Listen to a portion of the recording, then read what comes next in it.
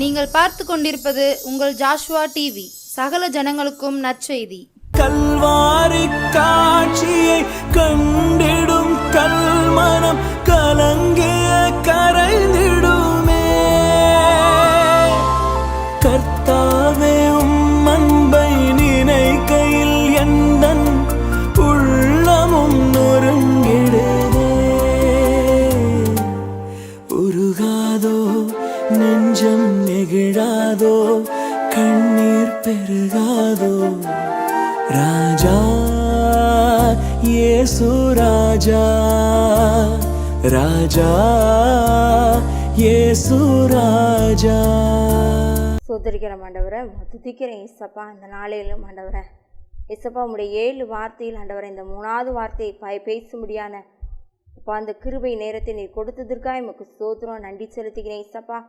அப்பா நீங்கள் அடியாளை மறைத்து நீங்கள் வெளிப்படுங்க, உங்கள் நாமும் உடைய சித்தம் நிறைவேறட்டும். எல்லா துதியான மகிமையெல்லாம் நமக்கு ஒருத்தருக்கே செலுத்துகிறோம். ஏசு ஜெபிக்கிறேன் நல்ல பிதாவே, ஆமென் ஆமென். ஹல்லேலூயா. கர்த்தருடைய நாமம் மகிமைப்படுவதாக. இந்த நாளிலும் கூட இந்த சிலுவையின் தியானத்திலும் கூட சில கவிகளை நான் பாடுகிறேன், அதனோடு சேர்ந்து நீங்கள் பாடுங்க. பாவிக்கு புகலிடம் இயேசு இரட்சகர், பாரினில் பலியாக மாண்டாரே. பாவிக்கு புகலிடம் இயேசு இரட்சகர், பாரினில் பலியாக மாண்டாரே. பரிசுத்தரே பாவமானாரே, பரமான சிலுவை சுமந்தவரே. பாவிக்கு புகலிடம் இயேசு இரட்சகர், பாரினில் பலியாக மாண்டாரே. காட்டி கொடுத்தான் 30 வெள்ளி, காசுக்காகவே கர்த்தனே சுவை. காட்டி கொடுத்தான் 30 வெள்ளி, காசுக்காகவே கர்த்தனே சுவை. கொலை செய்யவே கொண்டு போனாரே, கொல்கதா மலைக்கு இயேசுவை. கொல்கதா மலைக்கு இயேசுவை. பாவிக்கு புகலிடம் இயேசு இரட்சகர், பாரினில் பலியாக மாண்டாரே. வருத்தப்பட்டு பாரம் சுமப்போரே, வாருங்கள் நண்டையில் என்கிறார். வருத்தப்பட்டு பாரம் சுமப்போரே, வாருங்கள் நண்டையில் என்கிறார். இளைப்பாறுதல் தரும் இயேசுவை இன்று தேடி நாடி நம்பிவா. இன்று தேடி நாடி நம்பிவா. பாவிக்கு புகலிடம் இயேசு இரட்சகர், பாரினில் பலியாக மாண்டாரே. அல்லேலூயா. கர்த்தருடைய நாமம் மகிமைப்படுவதாக. இன்றைக்கு கூட இந்த சிலுவை தியானத்தில் இந்த 3வது வார்த்தை பேசும்படியாக கர்த்தர் கிருபை செய்தார். அதற்காக கர்த்தரை நான் ஸ்தோத்தரிக்கிறேன். இந்த ஜாஸ்வா டிவியில் நீங்கள் பார்த்து கொண்டிருக்கிற ஒவ்வொருவருக்கும் இந்த நாளிலும் கூட நாங்கள் எங்கள் வாழ்த்துக்களை சொல்லுகிறோம். அதே போல் இந்த 3வது வார்த்தையிலும் கூட கர்த்தர் நம்ம கூட பேசும்படியாக நாம் யாவரும் கருத்தாய் ஜெபிப்போம். இந்த நாளிலும் கர்த்தருடைய சிலுவை தியானங்களை நாம் தியானித்து கொண்டிருக்கிறோம். இந்த நாளிலும் கூட கர்த்தருடைய சமூகத்திலே நாம் ஒப்பு கொடுத்து அவரை நாம் ஆராதிக்கும் போது கர்த்தருடைய நாமம் மகிமைப்படும். ஹல்லேலூயா. எடுத்துக்கொள்வோம் 3வது வார்த்தைக்கு ஆரம்பமாக யோவான் 19ஆம் அதிகாரம் 26, 27 வாசிக்கிறேன். யோவான் 19, 26, 27. அப்பொழுது இயேசு தம்முடைய தாயையும் அருகே நின்ற தமக்கு அன்பாயிருந்த சீசனையும் கண்டு தம்முடைய தாயை நோக்கி, ஸ்திரீயே, அதோ உன் மகன் என்றார். பின்பு அந்த சீசனை நோக்கி, அதோ உன் தாய் என்றார். அந்நேரம் முதல் அந்த சீசன் அவளை தன்னிடமாய் ஏற்றுக்கொண்டான் என்று சொல்லப்பட்டிருக்கிறது. ஹல்லேலூயா. ஸ்திரீயே, அதோ உன் மகன். ஒரு தாய் மகனுக்குள்ள உறவு, ஒரு தாயினுடைய பாரத்தை ஆண்டவர் என்ன செஞ்சார்? அறிந்தார். இயேசு அந்த சிலுவையிலே தொங்கும் போதும் கூட தாயின் உள்ளத்தை அவர் அறிந்து தன் தாய்க்கு ஒரு பாதுகாப்பு வேண்டும், ஒரு பராமரிப்பு வேண்டும் என்று சொல்லி என்ன செஞ்சார்? அந்த ஸ்திரீயை அதோ உன் மகன் என்று சொன்னார். ஹல்லேலூயா. எவ்வளவோ வேதனைப்பட்டிருப்பார் அந்த சிலுவையில் தொங்கும் பொழுது. ஆனாலும் தன் தாய்க்காக அவர் என்ன செஞ்சார்? ஒரு பாதுகாப்பு பராமரிப்பு வேண்டும் என்று சொல்லி தன்னுடைய பொறுப்பை உணர்ந்தவராய் அவர் என்ன செய்தார்? ஸ்ரீயே உன் மகன் என்று சொன்னார். ஹல்லேலூயா. அதுக்கு அடுத்த வசனம் சொல்லப்பட்டிருக்குது, பின்பு அந்த சீசனை நோக்கி அதோ உன் தாய் என்றார்.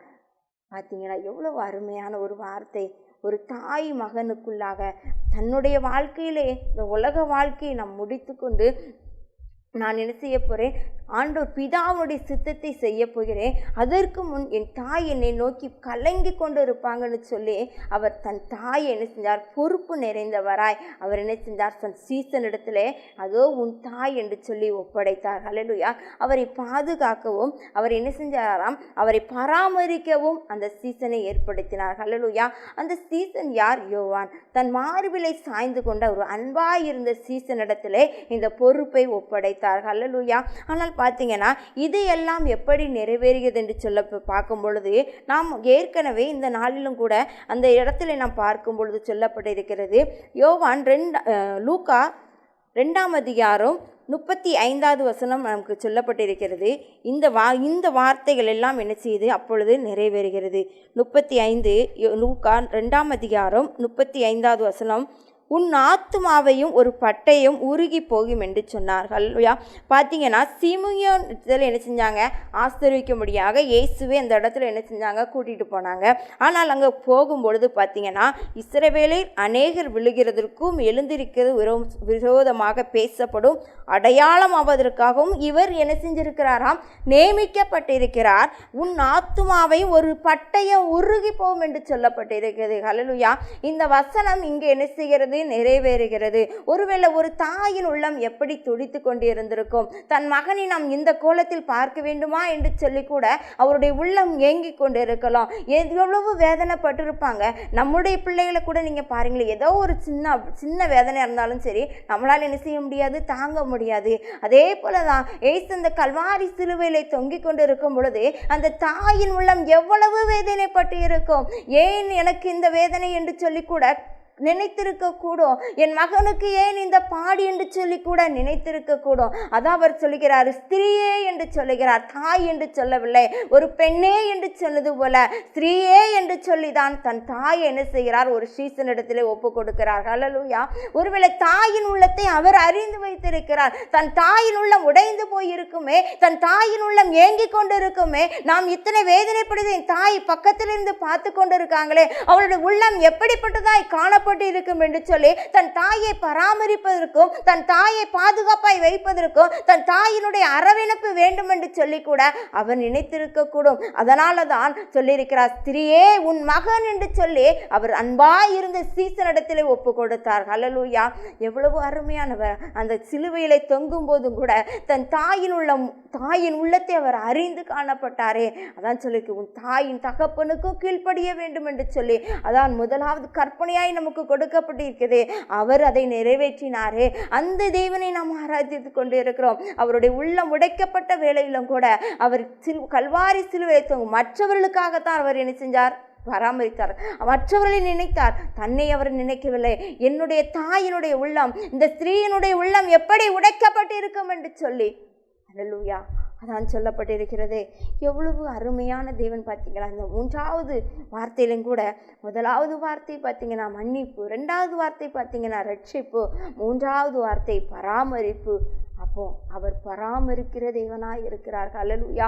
அப்போ பார்த்தீங்கன்னா இந்த 3வது வார்த்தையிலும் கூட என் தாயினுடைய உள்ளம் உடைக்கப்பட்ட வேளையிலும் கூட என் தாயினுடைய தேவைக்கு இந்த உலகத்தை வாழத்தண்டியும் என்ன செய்ய வேண்டும்? பாதுகாப்பு வேண்டும், பராமரிப்பு வேண்டும், ஒரு அன்பு வேண்டும் என்று சொல்லி என்ன செஞ்சார்? தன் சீசனை என்ன செஞ்சாங்க? ஒப்பு கொடுத்தார். ஹல்லேலூயா. அதுக்கப்புறம் பார்த்தீங்கன்னா அவன் தன்னிடமாய் அவளை என்ன செஞ்சாராம்? ஏற்றுக்கொண்டார். ஹல்லேலூயா. ஒரு தாயை அவர் என்ன செஞ்சார்? ஏற்றுக்கொண்டார். ஏன்னா ஆண்டவருடைய சமூகத்திலே மார்பிலை சாய்ந்த ஒரு சீசன் யோவான். அப்போது அவர் என்ன செய்கிறார்? தன் அன்பாய் இருந்த சீசன்.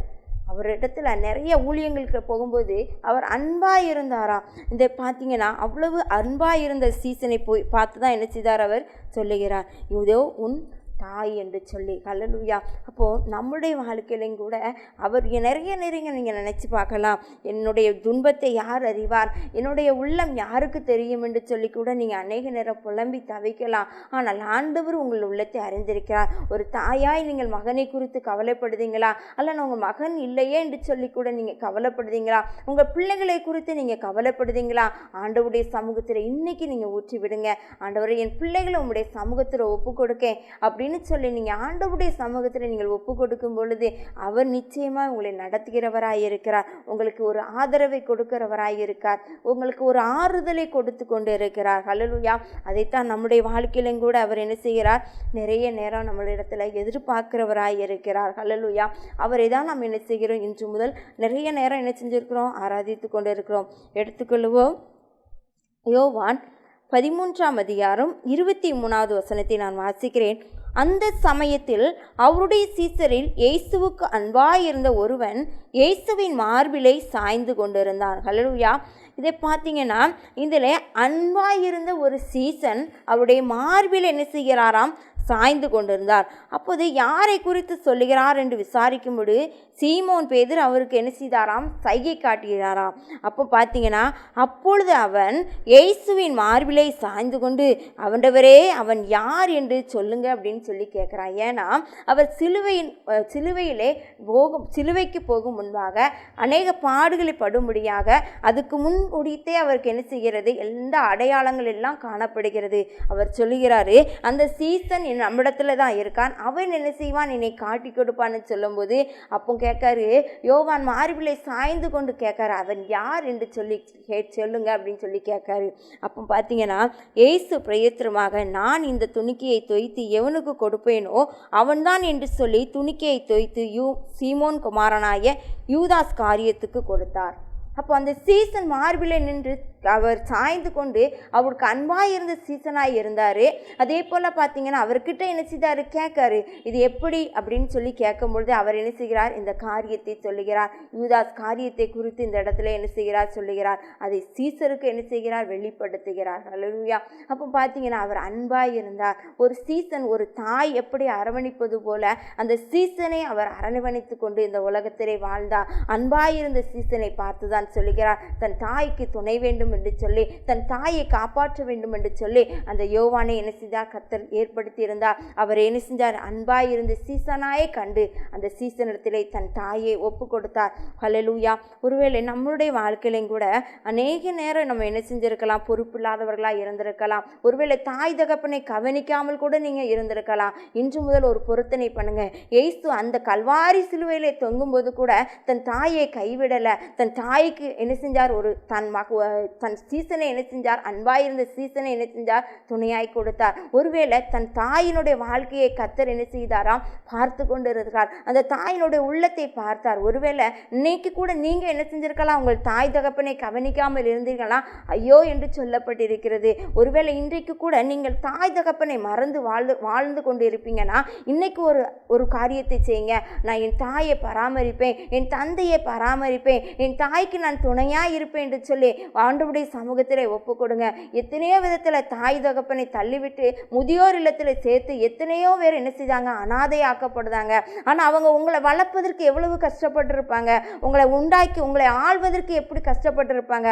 அதை நினைத்து பாருங்கள். தாய் தகப்பனை கணம் பொழுது நீங்கள் இழந்த ஆசீர்வாதத்தைலாம் ஆண்டவர் நிச்சயமாக திரும்ப தர வல்லவராக இருக்கிறாரே. ஒருவேளை அவர் நினைத்திருந்திருக்கலாம், என்னுடைய தாயின் உள்ளம் எப்படி வேதனைப்படும் என்று சொல்லி. ஒருவேளை இன்னைக்கு கூட இப்படிப்பட்ட ஒரு சமயத்தில் நீங்கள் வாழ்ந்து கொண்டு இருக்கலாம். ஒருவேளை தாயினுடைய உள்ளம் தன் மகனை கவனிக்கவில்லை, தன் மகளை தன்னை கவனிக்கவில்லை என்று சொல்லி கூட விசாரமற்று போய் என்னை யார் விசாரிப்பார் என்று சொல்லி கூட ஒரு தாய் கலங்கி கொண்டு இருக்கலாம். அவர் உங்களை பார்த்து சொல்லுகிறார், உங்களை அவர் பராமரிக்கிறவராய் இருக்கிறார், அவர் உங்களை பாதுகாக்கிறவராய் இருக்கிறார். ஒரு தாய் தேற்றுவது போல உங்களை தேற்றுகிறவராய் இருக்கிறார். ஹல்லேலூயா. இப்படிப்பட்ட ஒரு சமயத்தில் நீங்கள் இருந்து இந்த செய்தியை கேட்டுக்கொண்டு இருக்கலாம். ஒரு தாய் தன் மகனுடைய வாழ்க்கை நல்லா இருக்கணும்னு சொல்லி தான் நினைப்பாங்க. அந்த தாயை நீங்கள் ஆதரிக்கும்படியாக ஆண்டவர் உங்கள் உள்ளத்திலே பேசுவார். அல்லேலூயா. ஒரு தாயின் உள்ளத்தை அறிந்த பிள்ளைகளாய் நாம் வாழும் பொழுது நிச்சயம் கர்த்தர் நம்முடைய வாழ்க்கையில பெரிய காரியங்களை செய்ய வல்லவராய் இருக்கிறார். அதைத்தான் ஆண்டவர் நம்மிடத்தில் எதிர்பார்க்கிறார். ஒருவேளை இந்த 3வது அதிகாரத்திலும் கூட ஒரு தாய் மகனுக்குள்ள உறவு எப்படி காணப்பட்டது பார்த்தீங்களா? அந்தோ கல்வாரி சிலுவையிலே தொங்கினாரே அந்த இயேசு கிறிஸ்து தன் தாயை நின்று பக்கத்தில் இருந்த எல்லாரும் இருக்காங்க. அந்த ஸ்திரீ என்ன செய்கிறாராம்? அழுது கொண்டு இருக்காங்க. ஐயோ என்னுடைய பிள்ளைகள் என்ன எப்படி என் பிள்ளை எப்படி இருக்கான்னு சொல்லி. ஆனால் அந்த நேரத்திலும் கூட மரண தருவாயிலும் கூட என்ன செஞ்சார்? அவர் தான் தாயின் உள்ளத்தை அறிந்தவராய் இருக்கிறார். அல்லேலூயா. அதான் ஸ்திரீயானவள் தன் கற்பத்தில் பிள்ளைக்கு இறங்காமல் தன் பாலகனை மறப்பாளோ? அவர்கள் மறந்தாலும் நான் உன்னை என்ன செய்யல மறப்பதில்லை என்று சொல்லி அந்த வசனம் சொல்லப்பட்டிருக்கிறது. அல்லேலூயா. இயேசு தமது மரண தருவாயிலும் தமது தாயின் வாழ்க்கைக்கு இயேசு என்ன செஞ்சார்? வழிவகுத்தார். அதே போல தமது தாயை தமக்கு அன்பாய் இருந்த சீடனாகிய யோவானின் தாயாக என்ன செஞ்சாராம்? ஒப்படைத்தார். தன் கடமையும் பொறுப்பையும் அவர் என்ன செஞ்சார்? உணர்ந்து செய்தார். அதே போல தன் சீடனாகிய யோவானிடம் மட்டுமே பாதுகாப்பாகவும் பராமரிப்பதற்காகவும் என்ன செஞ்சார்? ஒப்படைத்தார். அல்லேலூயா. அவர் அவ்வளவு அருமையான உள்ள இயேசுவா என்ன செஞ்சார்? இந்த உலகத்திலே வாழ்ந்தார். ஒருவேளை இன்னைக்கு கூட நீங்கள் உங்கள் தாய் தகப்பனை பிரிந்து வாழலாம், அல்லனா உங்கள் மகனை நீங்கள் என்ன செஞ்சிருக்கலாம்? பிரிந்து வாழலாம். இன்னைக்கு கூட ஆண்டவர் உங்களை பார்த்து கேட்கிறார், தாயின் தகப்பனை நீ என்ன செய்ய? கணம் பண்ணு என்று சொன்னது போல உங்கள் தாய் தகப்பனை நீங்கள் கணம் பண்ணுங்க. அப்பொழுது உங்களுடைய வாழ்க்கையை மாறும். அல்லேலூயா. அப்போ அந்த தேவனுடைய சமூகத்திலே நாம் இந்த 3வது வார்த்தை, ஒரு தாய் மகனுக்குள்ள உறவு எப்படி காணப்பட்டதோ அதே போல ஆண்டவர் உங்களுடைய வாழ்க்கையிலும் கூட அந்த உறவை காணப்படும்படியாக உதவி செய்வார். அல்லேலூயா. எத்தனையோ இல்லங்களில் பார்க்குறோம், எனக்கு எத்தனையோ பிள்ளைங்க இருக்கு, 4 பிள்ளைங்க இருக்காங்க, 5 பிள்ளைங்க இருக்காங்க, ஆனால் என்னை கவனிக்கிறதுக்கு யாருமே என்று சொல்லி பரிதவிக்கக்கூடிய நிலையிலே எத்தனையோ தாய்மார்கள் என்ன செஞ்சிருக்கிறாங்க? இருந்து கொண்டு இருக்காங்க. ஆனாலும் கூட ஆண்டவர் அப்படிப்பட்டவர்களை கைவிடாதபடி அவர்களை கைவிடவில்லை. ஆனாலும் தன் பிள்ளைகள் செய்யக்கூடிய கடமைகளை, உலகத்தில் இருக்கிற அந்த பொறுப்புகளை நாம் எப்படி இயேசு இந்த சிலுவையிலே தொங்கும் போதும் கூட, அந்த கல்வாரி சிலுவையிலே இரத்தத்தை சிந்தும் பொழுது கூட தன்னுடைய தாய்க்கு அந்த பாதுகாப்பும் பராமரிப்பும் வேண்டும் என்று சொல்லி ஒப்படைத்தாரோ அதே போல நம் இந்த உலகத்தில் இருக்கும் வரை தன் தாயின் தகப்பனையும் நான் கனம் பண்ணுகிறவர்களாய், அவர்களுக்கு உதவி செய்கிறவர்களாய், அவர்களை விசாரிக்கிறவர்களாய் காணப்படும் போது ஆண்டவர் நம்மளுக்கு உதவி செய்ய வல்லவராய் இருக்கிறார். ஹல்லேலூயா. அதைத்தான் நமக்கு இந்த சிலுவையின் வார்த்தை சொல்லப்பட்டிருக்கிறது. ஒருவேளை இந்த வார்த்தைகளை கேட்டுக்கொண்டு அநேக வார்த்தைகளை நாம் கேட்டுக்கொண்டு இருந்திருக்கலாம். ஆனாலும் கூட நம்மிடத்தில் ஒரு மாற்றம் வர வேண்டும். தன் தாயை கனம்படுக்கூடிய ஒரு கிருபையை கர்த்தர் தரும்படியாக நீங்கள் அவரிடத்திலே சமூகத்திலே ஜெபம் பண்ணுங்கள். அப்பொழுது நிச்சயம் கர்த்தர் உங்களுடைய வாழ்க்கையிலே மாற்றுவார். ஒருவேளை பார்த்தீங்கன்னா எத்தனையோ முதியர்கள் என்ன செஞ்சிருக்காங்க? இன்னைக்கு முதியோர் இல்லத்தில் சேர்த்திருக்காங்க. ஆனால் இப்படிப்பட்டவர்களை நீங்கள் சந்திங்க. ஆனால் அவங்களுக்கு என்ன தேவைன்னு சொல்லி அந்த தாய்மார்களை நீங்கள் ஆதரிப்பதற்காக ஆண்டவர் உங்களை ஏற்படுத்தியிருக்கலாமே. அதே போல் பார்த்தீங்கன்னா மகனாயிருந்தாலும் சரி, மகளாயிருந்தாலும் சரி, ஆண்டவருடைய கிருபை என்ன செய்யணும்? நமக்கு வேணும் அப்படின்னா நம் தாய் தகப்பனை கனம் பண்ணணும். அவங்க சொல்லுக்கு நாம் கீழ்ப்படிந்து நடக்கும் பொழுது, அவர்களை நாம் அரவணைக்கும் போது, அந்த பராமரிக்கும் போது, பாதுகாப்பாய் நாம் வைக்கும் பொழுது அந்த பொறுப்பை நமக்கு அவர் கொடுத்திருக்கிறார். ஹல்லேலூயா. ஒரு தாய் 5 பிள்ளைகளை வளர்த்திருக்கலாம். ஆனால் ஒரு பிள்ளைகள் என்ன செய்ய முடியாது? ஒரு தாயை கூட என்ன செய்ய முடியலை? பார்க்க முடியலை.